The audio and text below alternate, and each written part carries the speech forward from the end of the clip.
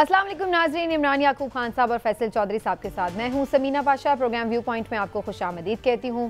कुफ्र टूटा खुदा खुदा करके फाइनली जी मुल्क भर में आम इंतखाबात की तारीख का ऐलान कर दिया गया है और 8 फरवरी 2024 को मुल्क भर में आम इंतखाबात मुनक़िद किए जाएंगे। पोलिंग डे होगा।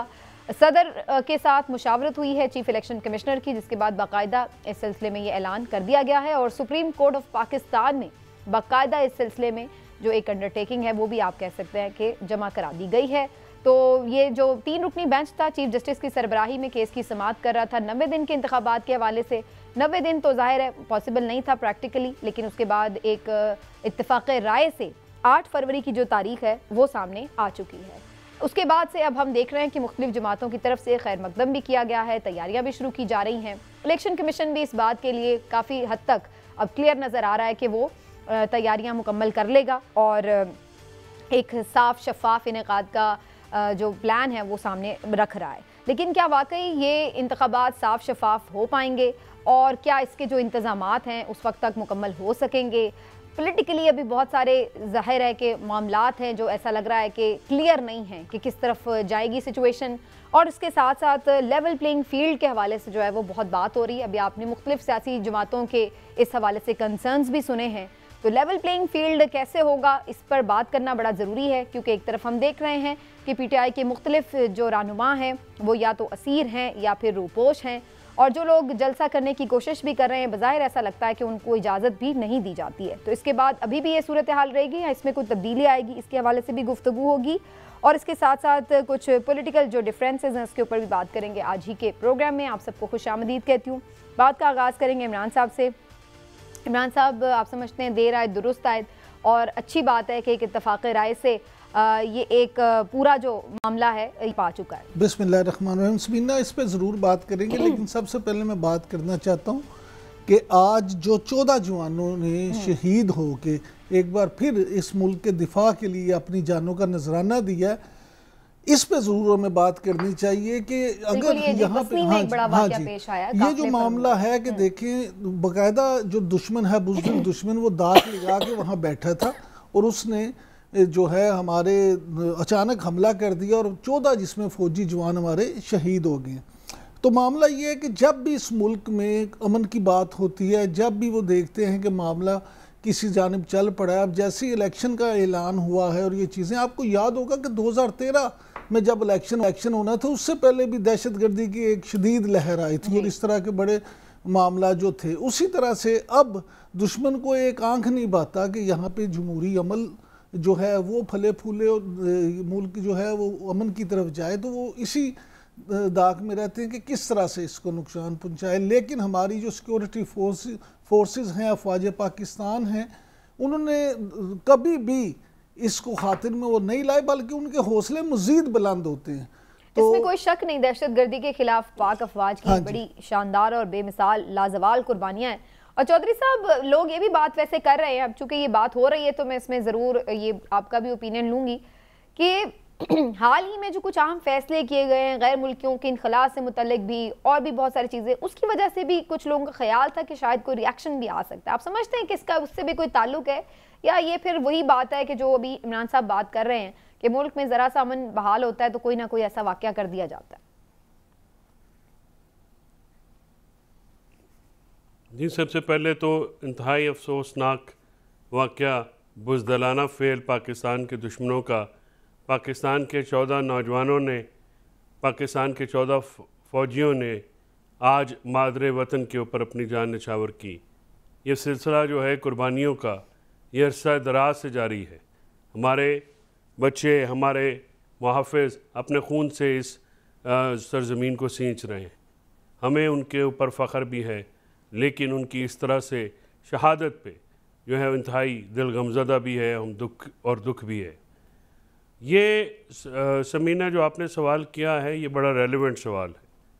ये जो मामलात गैर मुल्कियों के, जो अनरजिस्टर्ड गैर मुल्की हैं, उनके थ्रू जिस तरह से पाकिस्तान में और उन्हीं में से कुछ लोगों को इस्तेमाल किया जाता है, जिनका फिर बाद में पता भी नहीं चलता है, उसका रिएक्शन हो या इसकी कोई और वजह हो, लेकिन ये जो फेल है इसकी हर तौर पे मजम्मत करनी है। बेशक ये इंतहाई काबिल मजम्मत और घिनौना और बुज़दिलाना फ़ेल, और इस तरह के फ़ेल से अगर कोई समझता है कि पाकिस्तान की अवाम, पाकिस्तान की कौम या पाकिस्तान की रियासत वो झुक जाएगी और अपने मौक़िफ़ से पीछे हटेगी, तो ऐसा कभी नहीं होगा।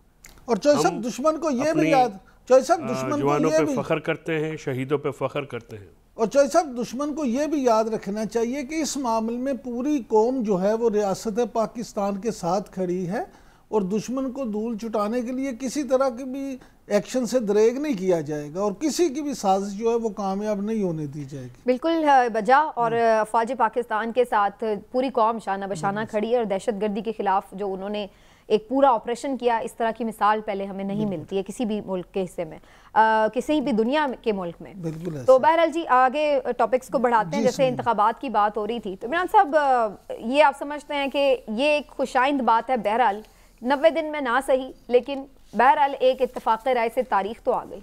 देखें समीना, इसमें कोई शक नहीं है कि ये बड़ी खुशाइंद बात है। और देखें मुल्क किस तरह से तरक्की करते हैं, मुल्क इसी तरह से तरक्की करते हैं कि वहाँ पे जो हुकूमतें स्टेबल हों, वहाँ पे जो जमहूरियत है वो फले फूले, वहाँ पे सारे मामलात जो हैं तमाम इदारे अपने अपने आइन और कानून के मुताबिक जो किरदार है वो अदा करें।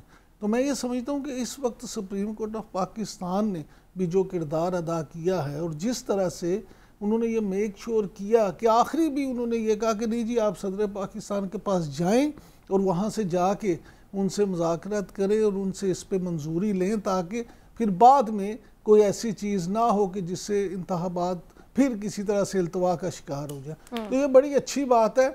मुल्क में जमहूरियत जो है, ये तो बात आपकी ठीक है, खुशाइंदी, और बिल्कुल इसमें सुप्रीम कोर्ट के किरदार को सराहा जाना चाहिए। लेकिन सवाल तो फिर ये भी है कि जो 90 दिन में एक टाइम था, टाइम बाउंडिंग थी कि जी 90 दिन में करवाना है, उसको यकसर ही अगर एड्रेस ना किया जाए और उसको इतना लाइटली लेके हम छोड़ दें कि चलें जी 90 दिन तो प्रैक्टिकली नहीं रहा, अब चलें जी ये दो, तो ये आप नहीं समझते हैं कि आगे के लिए तो ये हमने एक रीत रिवायत सेट कर दी है प्रेसिडेंट, इसका जब दिल करेगा अब करवाता फिर। समीना बड़ा लॉजिकली आपका बड़ा स्ट्रॉन्ग पॉइंट है ये। देखें कोई भी ज़ेशूर इस पॉइंट को, इस सवाल को इग्नोर नहीं कर सकता, लेकिन प्रॉब्लम ये है कि जिस तरह से कुछ महीने पहले तक सुप्रीम कोर्ट का माहौल बना दिया गया था, और वो फिर वही बात जो हम पहले भी कई दफ़ा डिस्कस कर चुके हैं, फैसल चौधरी साहब भी ये कह चुके हैं, मैं भी, हम सब इस पे बात कर चुके हैं कि सुप्रीम कोर्ट ने जो कमज़ोरी उस वक्त दिखाई, तो उस वक्त सुप्रीम कोर्ट अगर कमज़ोरी ना शो करती और उस पर अमल दरामद करवाती, अपने फैसले पे खड़ी होती, तो शायद आज हम आज ये बात ना कर रहे होते। तो अब जो है सुप्रीम कोर्ट ने, मैं समझता हूँ कि अपने इदारे को ना सिर्फ एक फैसले से मजबूत किया है, बल्कि मैसेज भी ये दिया है कि अब जो फैसले होंगे उन पे अमल दरामद भी करवाया जाएगा और पैरा दिया जाएगा। बिल्कुल ठीक है। अब मैं चौधरी साहब आपसे तो ये सवाल कर ही नहीं सकती कि आप क्या समझते हैं अभी भी के इंतखाब होंगे या नहीं, क्योंकि इस बात के लिए तो चीफ जस्टिस साहब ने सख्ती से मना कर दिया है। तो ये वाली बात अगर किसी के जहन में है तो वो कह रहे हैं कि वो सिर्फ अपनी बीवी से कर सकता है, मीडिया पे नहीं करनी, लिहाजा इस पे तो हम डिस्कशन नहीं करेंगे। लेकिन आप ये फरमा दीजिए कि आपके नज़दीक 90 दिन की बात को वाकई ऐसे लाइटली लेना चाहिए, या इस बात पे चूंकि गुफ्तगू तो हुई है कि किसने नहीं दी, क्यों नहीं, इस पर किसने आईनी जिम्मेदारी पूरी नहीं की गई, तो क्या किसी के खिलाफ कार्रवाई भी करनी चाहिए इस पर?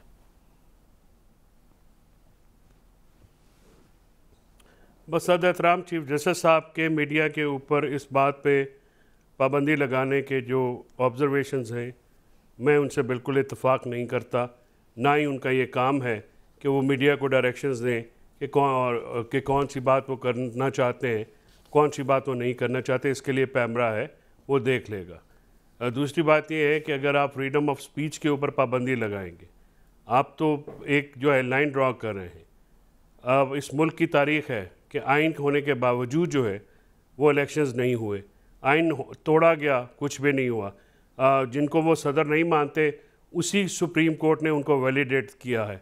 जिस के ख़िलाफ़ वो बोलते हैं, इसी सुप्रीम कोर्ट के फैसलों ने उनको वैलिडेट किया है। तो पहले अपने इदारे के किरदार के ऊपर भी बात करते तो बेहतर होता। बहरहाल क्योंकि वो एक ऊंची हस्ती हैं, हम बात करेंगे तो किसी और ज़ुमरे में आ जाएंगे। आप जहाँ तक आपके सवाल का ताल्लुक़ है समीना, बात यह है कि इसकी वजूहात 90 दिनों में इलेक्शन ना कराने की इसमें तो जो PDM की में शामिल जमातें हैं वो तो बज़नफ़्स नफ़ी शामिल हैं। जब आप ख़ुद जो हैं आखिरी दिन असम्बली के ख़त्म होने के जो है उससे पहले सेंसस को जो है वैलिडेट करेंगे और एक बहाना दे देंगे उन इदारों के हाथ में जो इलेक्शन जो है डिले कराना चाहते थे, तो फिर आर्टिकल 51 को भी तो इग्नोर नहीं किया जा सकता। तो जो आर्टिकल्स हैं आइन के तमाम को एक हारमोनियस वे में पढ़ा जाता है। कानूनी तौर पे ये प्रिंसिपल है कि मुतवाज़न जो है वो तशरीह की जाती है किसी भी चीज़ की। कोई आइसोलेशन में नहीं आप पड़े जाते। के जो सेंसस का हुआ हल्का बंदियाँ जो हुई हैं वहाँ उसके बाद ही जो 54 जो डेज़ हैं या उसमें करीब तरीन जो तारीख़ है वो हो सकती थी। तो ये आर्टिकल 254 है गालिबन, जिसमें ये कहा गया कि अगर किसी वजह से आइन के किसी हिस्से पे अमल ना हो सके तो वो गैर आइनी अमल नहीं हो जाता। लेकिन इस बात से मैं आपकी बिल्कुल इत्तेफाक करता हूँ कि इलेक्शंस का जो टाइम है उसके ऊपर कॉम्प्रोमाइज़ नहीं करना चाहिए, क्योंकि इलेक्शन जो हैं जितने डिले हुए हैं पाकिस्तान में, अगर पिछले अप्रैल में हो जाते तो एक स्टेबल गवर्नमेंट आती और पाकिस्तान की और मुल्क पाकिस्तान को ये सूरत हाल जो आज वो देख रहे हैं हम सारे, वो हमें विटनेस ना करनी पड़ती। आपने पिछले साल अप्रैल की बात की चौधरी साहब, इस पे मैं आपकी एक और ओपिनियन लेना चाह रही हूँ। आज चीफ जस्टिस साहब ने जो ऑर्डर तहरीर किया है उसमें उसने उस असेंबली का भी जिक्र किया है जो पुरानी असेंबली, जब इमरान खान साहब ने जो तहलील की थी, आरिफ अलवी साहब ने उसकी वैलिडेशन की थी, उन्होंने उस अमल को भी गैर आइनी करार दिया। तो मेरा आपसे सवाल इस पर यह है कि उस असेंबली का तो इससे कोई आज के इंतखाबात के हवाले से जिक्र ही नहीं था, क्योंकि अब तो असेंबली जब 8 अगस्त को 9 अगस्त को तहलील हो गई, उसके बाद की आगे की बात थी। वो वाला तो मामला साबिक चीफ जस्टिस तय कर चुके थे उमर अता बंदयाल साहब, जब उन्होंने कासिम सूरी की जो रूलिंग थी उसको कलअदम करार दे दिया गया। तो उसका जिक्र उन्होंने आज के हुक्मनामे में करना क्यों जरूरी समझा और कहा कि सदर ने उस वक्त गैर आइनी अमल किया? देखिए, 5 मेंबर बेंच जो है इस पे अपना फैसला दे चुका है और ये मामला आज अदालत के सामने नहीं था। मैं नॉर्मली जो है अदालत के सामने जो चीज़ ना हो उसके ऊपर जो है ना ऑर्डर किया जाता है ना ऑब्जर्वेशन दी जाती है। लेकिन हमने देखा है कि कुछ सियासी मामलात जो पीछे हुए हैं उन मामलात को लेके जो है अदालत में काफ़ी ज़्यादा गुफ्तगू भी होती है आजकल, और खैर पहले भी होती थी लेकिन आजकल कुछ ज़्यादा हो रही है। मैं समझता हूँ कि आज का जो ये उस असम्बली से मुतालिक जो ऑर्डर में लिखा गया या नहीं लिखा गया, अभी तो मैं ऑर्डर जो है वो पढ़ना पड़ेगा, लेकिन जो मीडिया रिपोर्ट्स आई हैं उसके मुताबिक जो बात हुई है, मैं नहीं समझता कि अदालत को उसके ऊपर जो है वो कोई राय ज़नी करने की आज ज़रूरत थी, क्योंकि मामला जो है वो अदालत के सामने नहीं था।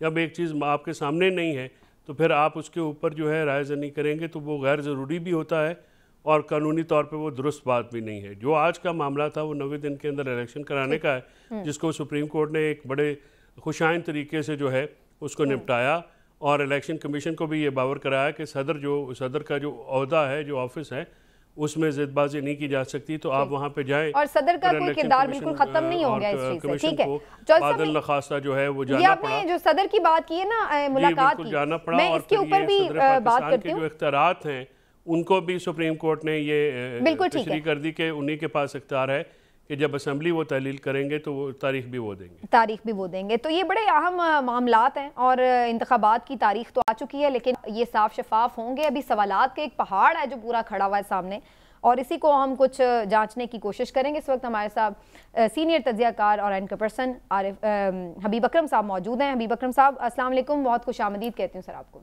वालेकुम अस्सलाम।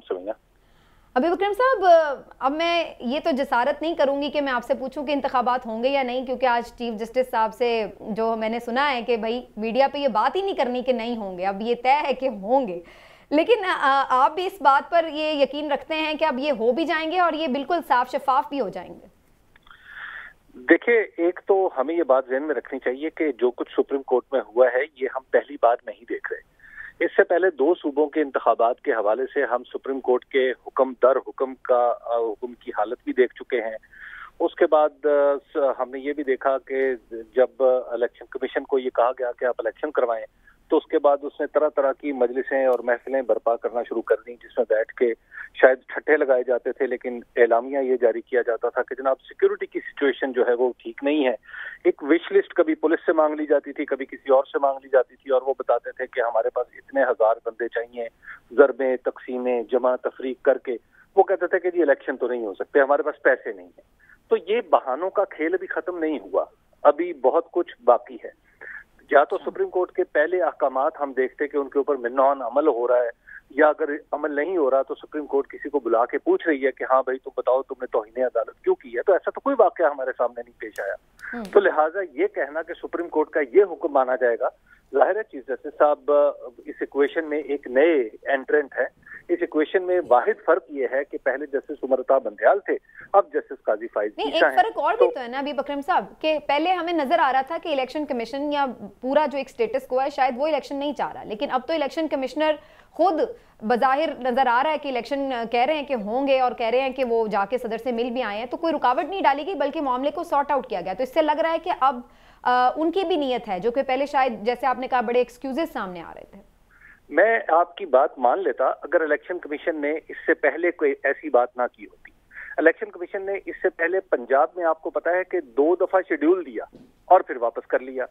पंजाब के अंदर वजीर आला का तकर्रुर खुद इलेक्शन कमीशन ने किया, लेकिन जब भी इलेक्शन की बात आई, यानी अप्रैल 2022 से ऑनवर्ड, इलेक्शन कमीशन ने हमेशा ये कहा कि हम इलेक्शन नहीं करवा सकते, और फिर 1-2 बार कहा कि हम इलेक्शन करवाते हैं और उसके बाद वो शेड्यूल वापस ले लिया।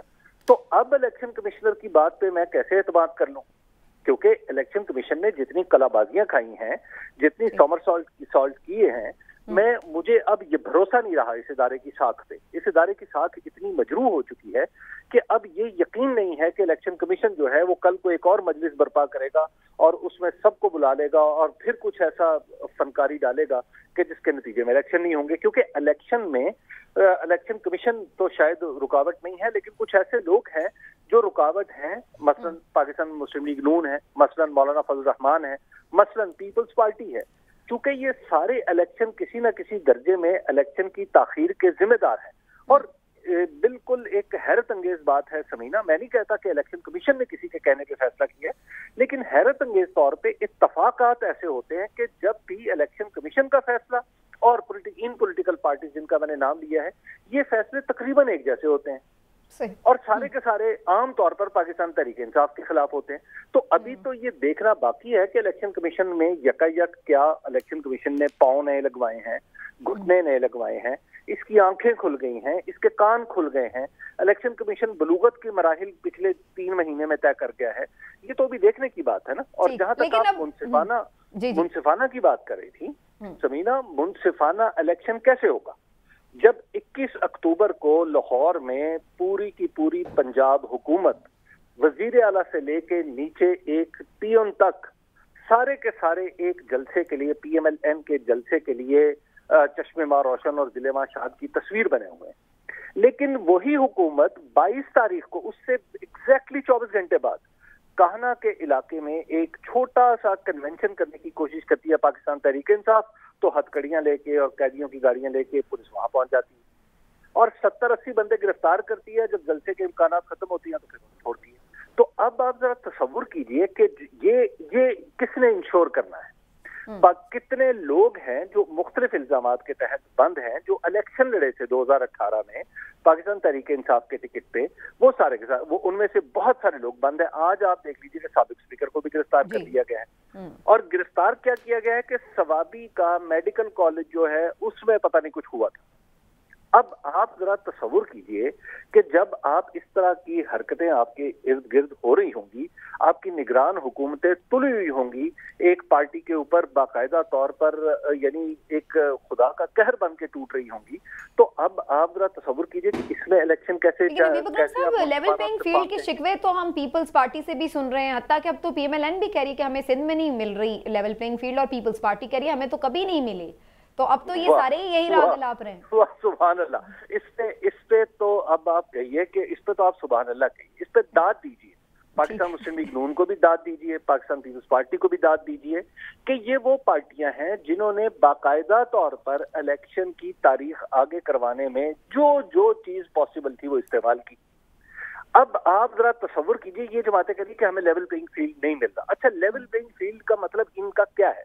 गालिबन इनके नजदीक लेवल प्लेइंग फील्ड का मतलब यह है कि इलेक्शन का तकल्लुफ भी क्यों किया जाए, इलेक्शन के बगैर ही सीटें बांट दी जाएं। कोई मतलब हर किसी से पूछ लिया जाए आपको कितनी सीटें चाहिए, आपको कितनी सीटें चाहिए, या इन्हें कहा जाए कि आप इकट्ठा एक ऑल पार्टी कॉन्फ्रेंस बुला लें और उसमें फैसला कर लें कि जनाब हमने आइंदा ऐसे ऐसे ऐसे तकसीम करनी है, फलां वज़ीर आला होगा, फलां वज़ीर आज़म होगा। वैसे तो कई फॉर्मूले आजकल सोशल मीडिया पे नजर आ रहे हैं कि इतनी सीटें इसकी, वो तो काफी लोग तो बड़ी एग्जैक्ट तादाद तक बता रहे हैं कि इतनी इसको मिलेंगी, इस जगह पे इसकी हुकूमत बनेगी। तो ये तो ऑलरेडी हो रहा है। तो हबीब अकरम साहब, आपको लगता है कि ये सब कुछ ऐसा हो जाएगा जैसे प्लानिंग हो रही है, या कुछ और भी हो सकता है?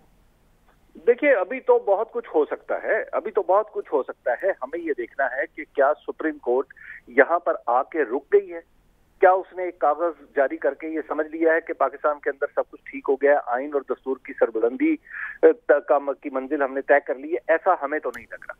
तो अभी सुप्रीम कोर्ट के सामने बहुत सारे सवाल हैं। देखिए, इलेक्शन कमीशन इस पूरे मामले में अपना किरदार अदा नहीं कर सका, और इसलिए जो सुप्रीम कोर्ट है उसने जो बड़ा अच्छा काम किया है, जो आज फैसले में भी लिखा गया कि हम फैसिलिटेट करेंगे, हम सहूलतकारी करेंगे, जिस तरह हमने सदर को और इलेक्शन कमीशन को आपस में मिला के की। तो बिल्कुल ये सहूलतकारी का सिलसिला आगे बढ़ना चाहिए। इसमें देखना चाहिए कि वो लोग जो इलेक्शन लड़ना चाहते हैं क्या उनके ऊपर मुकदमे हैं। हाँ, मुकदमे हैं तो बिल्कुल उन्हें कानून के मुताबिक उनसे सलूक होना चाहिए। जिसने जो किया है उसे उसकी सजा मिलनी चाहिए, लेकिन वो एक ड्यू प्रोसेस ऑफ लॉ है ना, उसमें जमानत भी एक चीज है ना। ठीक। तो अगर हम पाकिस्तान के बाहर से आने वाले एक शख्स को गिरफ्तार भी नहीं करते, पंजाब हुकूमत उसकी सजा भी मुअत्तल कर देती है, जो सजा याफ्ता शख्स है उसकी सजा भी मुअत्तल हो जाती है, फिर उसे इस्लामाबाद हाई कोर्ट उसकी अपीलें भी बहाल कर देती है। ये अब हमने देखना है कि क्या ये रियायत सिर्फ किसी एक शख्स के लिए है या ये हर दीगर इस पाकिस्तान के पॉलिटिकल स्पेक्ट्रम के दीगर हिस्सादारों के लिए। बिल्कुल ठीक। लास्टली बस ये फरमा दीजिएगा हबीब अकरम साहब, मैं अक्सर आपको सुनती हूँ, आप ये बात कहते हैं कि आखिर में इमरान खान से बात करनी पड़ेगी, तो आप ये बात क्यों महसूस करते हैं? क्योंकि बज़ाहिर तो ना तो इस वक्त स्टेटस को इस पोजीशन में या मूड में नजर आ रहा है कि वो उनकी तरफ रुजू करे, और बाकी भी जो तमाम जमहूरी क़ुव्वतें हैं जैसी भी, लेकिन बहरहाल वो सब भी दूसरी तरफ ही खड़ी हैं। किसी का कोई इस तरह नहीं लग रहा कि वो कोई जाके इस सिलसिले में स्पेस पैदा करें, कोई सियासी गुंजाइश बात बने इसकी। तो आप क्या समझ रहे हैं कि क्या हम यही समझें कि जनाब वाकई इमरान खान साहब वहीं जेल में मौजूद रहेंगे और बाकी सब जैसे प्लान कर रहे हैं अकॉर्डिंगली होता रहेगा? पाकिस्तान की तारीख में एक बात हम जहां पे खड़े हैं, इस बात को समझिए। 2018 का इलेक्शन ही अगर बुनियाद बना लिया जाए, 2018 के इलेक्शन में पीडीएम की जमातें ही सबसे ज्यादा एतराज करती थी ना, उन्होंने उसी असेंबली में से हुकूमत बरामद करके अपना एतराज तो खत्म कर लिया। लिहाजा अब ये तो तय है ना कि 2018 का इलेक्शन ठीक था, ऐसा ही है ना। अच्छा, जब आपने 2018 के इलेक्शन को दुरुस्त मान लिया है, तो 2018 का इलेक्शन जब हुआ था तो उसकी सबसे बड़ी पार्टी कौन थी? पाकिस्तान तहरीक इंसाफ। पाकिस्तान तहरीक इंसाफ जो गुज़िश्ता असेंबली की सबसे बड़ी पार्टी थी, उसको क्या नजरअंदाज करके इलेक्शन को मुंसिफाना करार दिया जा सकता है? नंबर 1। नंबर 2, चलिए 2018 में हम समझते हैं पाकिस्तान मुस्लिम लीग नून के मुताबिक उनके साथ बड़ी ही ज्यादती हुई थी, हम मान लेते हैं इस बात को। चलिए 2018 के इलेक्शन के आप तमाम हलकों में खड़े हुए उम्मीदवारों को देख लीजिए। 115 उम्मीदवार का यानी जो पहली लिस्ट जारी की थी ना मुस्लिम लीग नून ने, 115 उम्मीदवार इसने खड़े किए थे सिर्फ पंजाब में, जो पहली लिस्ट थी, बाद में ज्यादा हो गए थे। उसमें से नो डाउट चंद एक ने टिकट वापस की थी। इसी तरह 270 कैंडिडेट अनाउंस किए थे पंजाब असेंबली में। अब पंजाब असेंबली में जहां 270 कैंडिडेट अनाउंस किए थे, चलिए उनमें से भी 2-4 ने वापस की होंगी, तो क्या पाकिस्तान तहरीक इंसाफ को ये इस वक्त आपको नजर आ रहा है कि क्या वो अपने इस कदर इतने कैंडिडेट्स खड़ी कर सकेगी? क्या आपको नजर आ रहा है? सही। अच्छा, जब आपने 2018 के इलेक्शन को उसके अंदर उस असेंबली से 2 वजीर आजम निकाले, तो अब आप इतनी बड़ी ताकत को आप क्या माइनस कर देंगे? और दूसरी बात अभी आपने कहा ना मूड नहीं है, देखिए सियासत में और मुल्की उमूर में मूड मैटर नहीं करता, जरूरत और हालात मैटर करते हैं। तो इस वक्त पाकिस्तान को आगे बढ़ने के लिए पाकिस्तान के अंदर तमाम लोगों को एहसास हो कि वो इस मुल्क के बराबर के शहरी हैं, तो इसके लिए जरूरी है कि तमाम पाकिस्तान के जो स्टेक होल्डर्स हैं वो बैठे और एक फ्री फेयर साफ शफाफ इलेक्शन हो। साफ शफाफ इलेक्शन इमरान खान की या नवाज शरीफ की या आसिफ अली जरदारी की जरूरत नहीं है। साफ शफाफ इलेक्शन मेरी जरूरत है, जो गलियों में चलते फिरने वाले आम आदमी की जरूरत है, इस मुल्क के 25 करोड़ लोगों की जरूरत है। ये नवाज शरीफ से दस्तूर ने वादा नहीं किया था, इमरान खान से वादा नहीं किया था दस्तूर ने कि जनाब हम आपको प्रोटेक्ट करेंगे। उसने मुझसे वादा किया था, सही, बिल्कुल सही। उसने आपसे वादा किया था कि आपका हक राय दही इंश्योर होगा, आपके जो चोजन रिप्रेजेंटेटिव्स हैं वो हुकूमत चलाएंगे। तो ये वादा तो मेरे साथ किया था ना, तो इलेक्शन तो मेरी जरूरत है, इमरान खान हो ना हो, नवाज शरीफ हो ना हो, हबीब अकरम साहब माशाल्लाह आपसे बड़ा कुछ सीखने को मिलता, आपने बड़ी मुदल्लल और मुफस्सल गुफ्तगू की। लेकिन अगर जान के मान पाऊँ तो कुछ मैं भी अर्ज़ करना चाहता हूँ, आपसे जानना चाहता हूँ। गुजारिश ये है कि आपने कहा कि 2018 के जो इलेक्शन थे उसमें सबसे बड़ी पार्टी थी और उसमें से उसको छोटा करके पीटीआई को तो पीडीएम और मुस्लिम लीग नून ने हुकूमत बना ली। तो जनाब किसने रिज़ाइन किया था? सबसे बड़ी पार्टी तो खुद छोटी हो गई ना, खुद रिज़ाइन करके। जब आपने मौका दिया कि छोटे बड़े हो जाएं तो फिर आप ये गिला तो नहीं कर सकते। दूसरी बात ये है कि 2018 के इलेक्शन में जब आरटीएस बैठा और जब उस सारे मामलात हुए वो भी आपके सामने, आपने खुद वो इलेक्शन बड़ी अच्छी तरह से कवर किया था।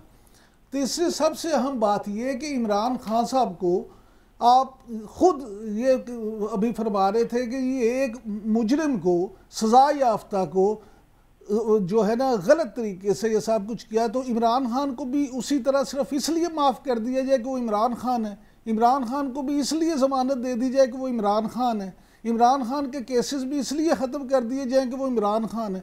मेरे भाई जब तक हम इस चक्कर से नहीं निकलेंगे कि इमरान खान, नवाज शरीफ, मौलाना फजलुर रहमान, आसिफ अली जरदारी, इनके लिए कानून और है, हबीब अकरम, इमरान यकूब और समीना पाशा के लिए कानून और है, इनके लिए मरात कुछ और हैं, इनके बच्चों के लिए मरात कुछ और हैं और हमारे बच्चों के लिए मरात कुछ और हैं, उस वक्त तक इस मुल्क में कैसे हकीकी जमहूरियत आएगी? इमरान साहब आपकी मैं सिर्फ दो बातों का मैं जरूर इस पे जवाब देना चाहूँगा। जवाब नहीं, मैं उसको थोड़ा सा अपनी गुफ्तगू को थोड़ा वाज़ेह करना चाहूँगा। एक तो ये है कि मैं बिल्कुल भी ये मामला नहीं है कि कोई शख्स अपनी सियासत कैसे करता है, कोई शख्स रिजाइन करता है नहीं करता, कोई शख्स असेंबली में जाता है बैठता है नहीं बैठता, ये सियासत है, ये पॉलिटिक्स है।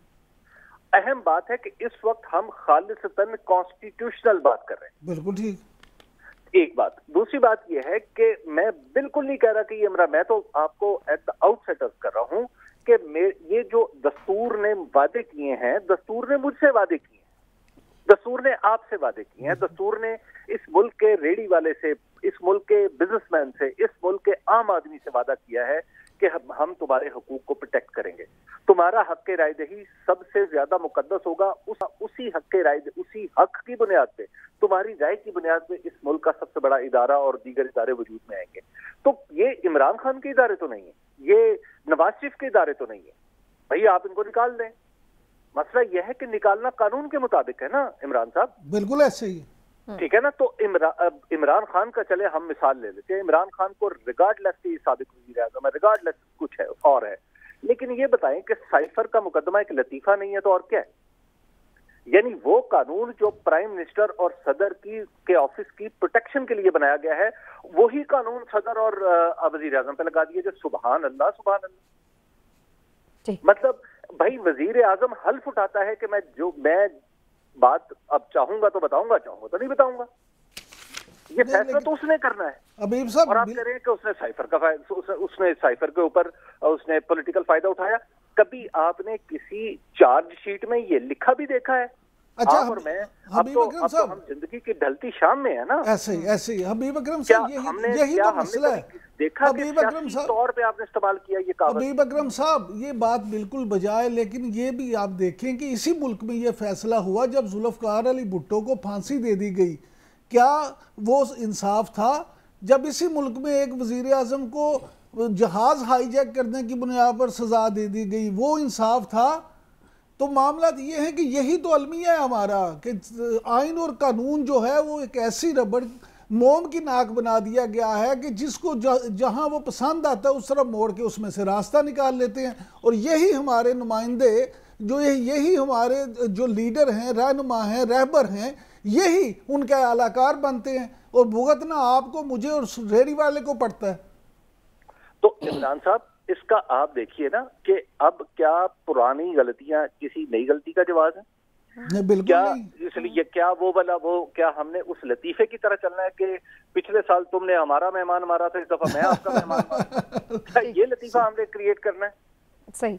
अब कहीं से तो हमने उसको ठीक करना है मामलात को। बिल्कुल ठीक बात है। अभी विक्रम साहब, बहुत बहुत शुक्रिया सर आपका, थैंक यू सो मच, आपने वक्त दिया, बड़ी ज़बरदस्त गुफ्तगू विक्रम साहब की। नाज़रीन आपने सुनी, एक ब्रेक लेते हैं, ब्रेक से वापस आते हैं, डिस्कशन को आगे बढ़ाएंगे, हमारे साथ रहिएगा।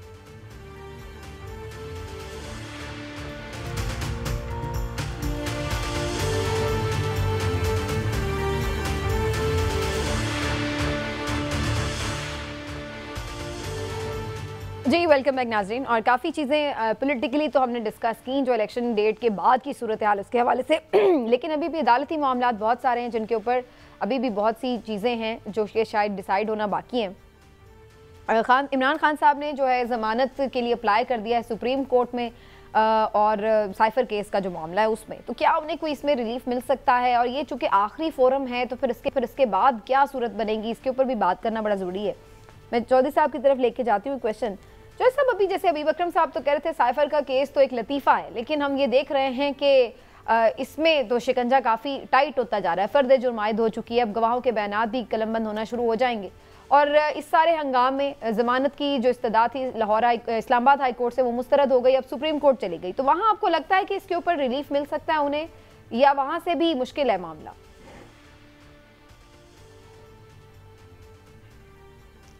देखिए, रिलीफ अगर सुप्रीम कोर्ट से नहीं मिलेगा तो फिर तो ज़ाहिर है किसी और अदालत से तो मिल नहीं सकता। फ़र्द जुर्म आयद होने के बाद जो है वो ट्रायल तो होना होता है। मेरिट जो मुकदमे में पेंडिंग पड़े होते हैं अदालत के सामने, उसमें नॉर्मली तो हम जो हैं तबसरा या तज़िया नहीं करते, क्योंकि सब जुडिस मैटर्स में कोई भी रिज़ल्ट आ सकता है। लेकिन जनरल बात अगर करें तो ये बात तो माननी पड़ेगी कि अगर खान साहब को नई सुप्रीम कोर्ट से ज़मानत मिलती तो फिर सुप्रीम कोर्ट को के ऊपर भी और एक सियासी क्योंकि मामला होता है तो फिर तनकीद भी होगी। और आखिरी अदालत है, उससे उम्मीद भी लगाई जाती है, बड़ी अदालत है, कि अगर यहाँ से रिलीफ नहीं मिलेगा तो कहाँ से रिलीफ मिलेगा। और ट्रायल जो है वो अदालत में आके तो अटेंड करते रहेंगे। तो मेरे ख्याल में तो ज़मानत, क्योंकि असद उमर साहब की ज़मानत हो गई थी, तो रूल ऑफ कंसिस्टेंसी के तहत वो नॉमिनेटेड थे, तीनों नॉमिनेटेड हैं, तो वो जो बेनिफिट था वो तो एक्सटेंड होना चाहिए था। और जो ज़मानत का फ़ैसला नीचे इस्लामाबाद हाई कोर्ट से आया बसद एहतराम, वो ज़मानत का फ़ैसला कम लग रहा है और ट्रायल के ऊपर असरअंदाज जो है शायद वो ज़्यादा हो जाए। तो लिहाजा ज़मानत के फ़ैसले जो है इस तरीके से नहीं दिए जाते कि क्या इसके मेरिट्स और डीमेरिट्स भी डिस्कस कर लिए जाएं, और बयान जो है 161 का वो भी उसमें उस पर रिलाई किया जाए, क्योंकि वो तो पुलिस कस्टडी में बयान होता है, उसकी अहमियत नहीं होती जब तक अदालत में ना रिकॉर्ड हो। तो इस किस्म के काफ़ी ज़्यादा वहाँ पे झोल हैं। लेकिन इसमें तो जो दीगर अभी अपीलें हैं चौधरी साहब, ट्रायल रोकने के हवाले से, जेल ट्रायल करने के हवाले से कि जी जेल के अंदर जो ट्रायल हो रहा है ओपन कोर्ट उस तरह से नहीं है, उसके हवाले से भी, तो जो दीगर अपीलें हैं उसके ऊपर भी कोई वाज़े फैसले जो हैं इस्लामाबाद हाई कोर्ट की तरफ से नहीं आए हैं, या आए हैं तो वो फिर मुस्तरद ही हुई हैं।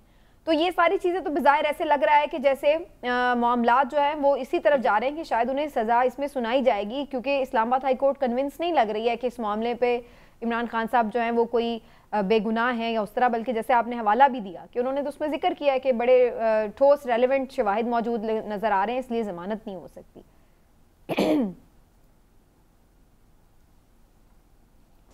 देखिए, बात यह है कि एक तो इंट्रा कोर्ट अपील आई है, तो आज मेरा ख्याल है उस पर आज नोटिस हुए हैं, और 2 जजेस सुन रहे हैं। सिंगल बेंच के जो फैसले के ख़िलाफ़ जो अपील है उस पर जो है वो 2 जजेस बैठ के इसको सुन रहे हैं। और उसमें ओपन ट्रायल तो देखिए आर्टिकल 10A के तहत फेयर ट्रांसपेरेंट ट्रायल तो है, हर मुलज़म का हक होता है, ड्यू प्रोसेस उनका हक होता है, बुनियादी हक है।